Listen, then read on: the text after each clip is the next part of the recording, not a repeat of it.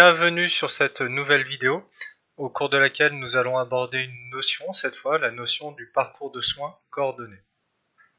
Alors, le parcours de soins coordonné consiste à confier à un médecin traitant la coordination des soins pour votre suivi médical. Schématiquement, ça veut dire que sauf cas d'urgence, en fait, dès qu'on a un problème de santé, on va s'adresser directement à notre médecin traitant.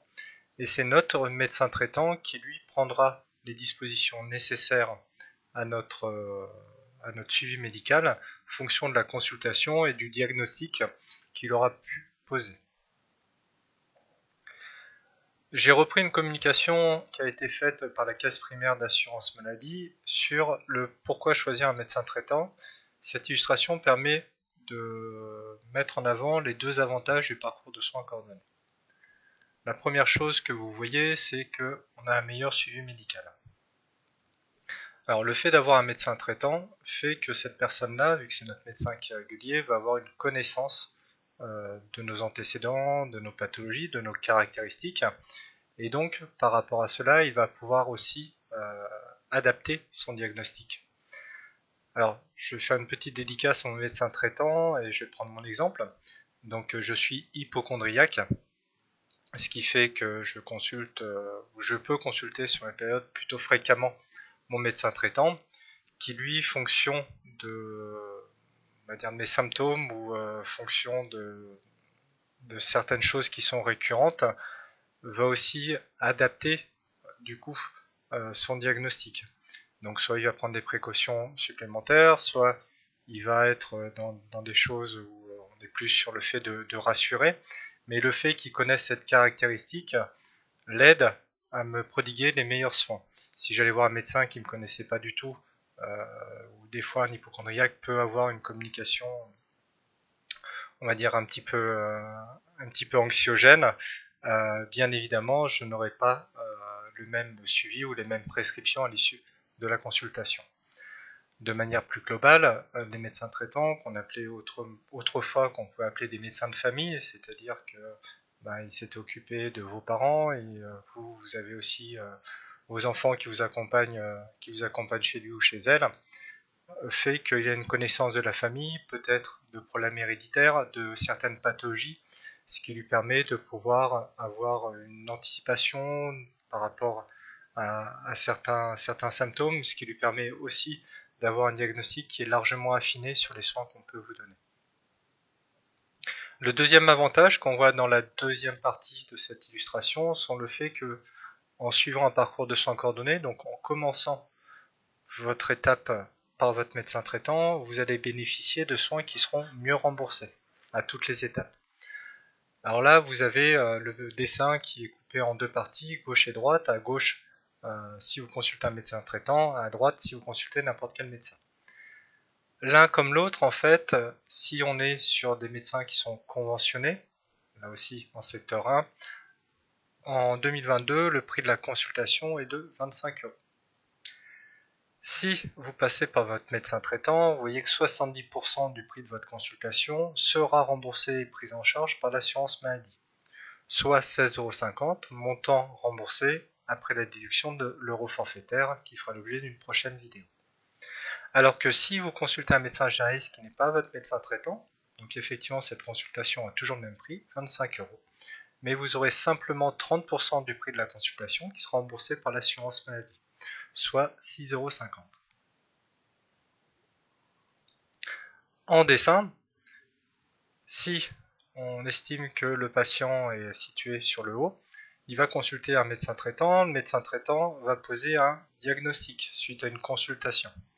C'est-à-dire que, premier cas de figure, ce qui est indiqué en bas à gauche, il vous donne un traitement médicamenteux suite à la consultation, c'est-à-dire que vous avez une ordonnance avec laquelle vous allez pouvoir aller en pharmacie retirer vos médicaments et votre traitement. Donc on va dire que c'est le cas le plus commun. Il a réussi dans son diagnostic à identifier en fait la cause de vos symptômes.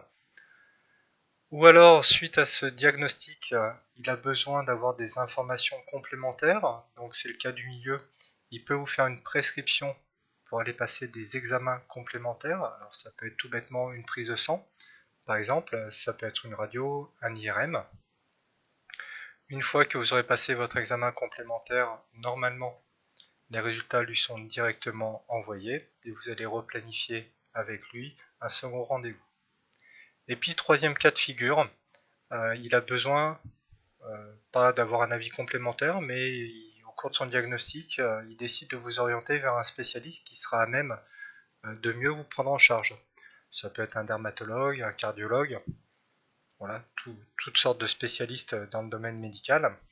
Donc pour ce faire, en fait, il va rédiger à l'issue de la consultation un courrier qu'on appelle un courrier de liaison, qui va indiquer tout simplement les raisons pour lesquelles il va vous adresser, vous, à un spécialiste. Donc ce courrier de liaison est souvent cacheté dans une enveloppe, et quand vous prenez rendez-vous auprès d'un spécialiste, on reprend notre dermatologue par exemple, il n'est pas rare que le secrétariat, enfin il n'est pas rare, il est même c'est même souvent le cas que le secrétariat vous demande si vous êtes passé avant par votre médecin traitant ou alors si vous avez un courrier de votre médecin traitant.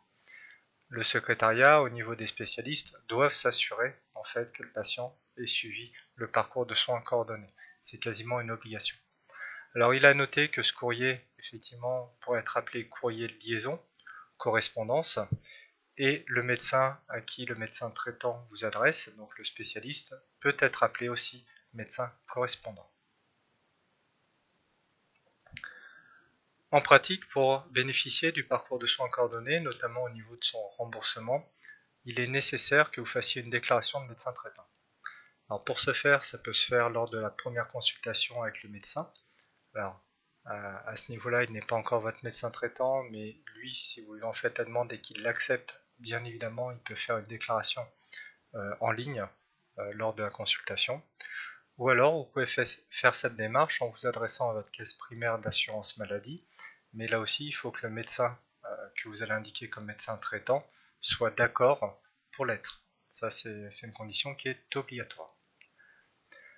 On notera certaines exceptions au parcours de soins coordonnés. Alors là, il faut l'entendre au niveau du parcours de soins coordonnés dans le sens d'avoir un meilleur remboursement.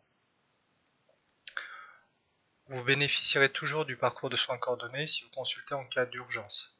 Bien évidemment, l'urgence étant un cas exceptionnel.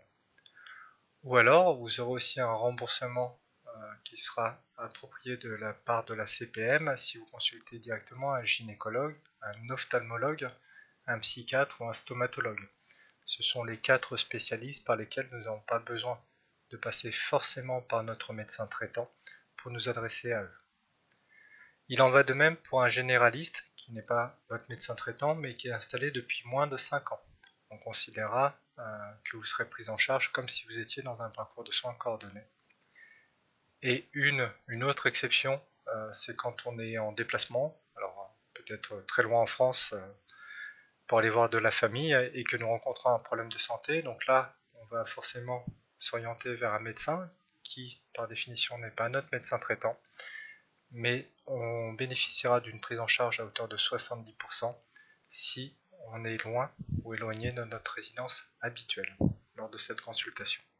Alors il existe un certain nombre d'exceptions qui n'ont pas été listées ici. Ça peut être des consultations directement à l'hôpital pour tout ce qui est problème d'addiction, toxicologie, addiction à l'alcool, aux jeux vidéo par exemple. Ça peut être le cas aussi pour les soins qui sont programmés dans le cadre de parcours d'affection longue durée, l'ALD. Donc il y a un certain nombre d'exceptions. Là, je vous ai cité grosso modo les cas les plus fréquents pour lesquels vous serez toujours pris en charge comme si vous étiez dans un parcours de soins coordonné. En résumé, le parcours de soins coordonné consiste dans le fait que le patient doit consulter en priorité son médecin traitant pour tout problème de santé rencontré. Les avantages d'avoir un médecin traitant et donc de respecter ce parcours, c'est d'avoir une meilleure qualité de soins car votre médecin vous connaît vos antécédents, connaît vos pathologies et vos caractéristiques, et c'est pour avoir un meilleur remboursement de la part de la caisse primaire d'assurance maladie. Cette petite vidéo est terminée, je vous remercie de votre attention, n'hésitez pas à laisser des commentaires, ça me permet à chaque fois de m'améliorer, et je vous souhaite une bonne journée.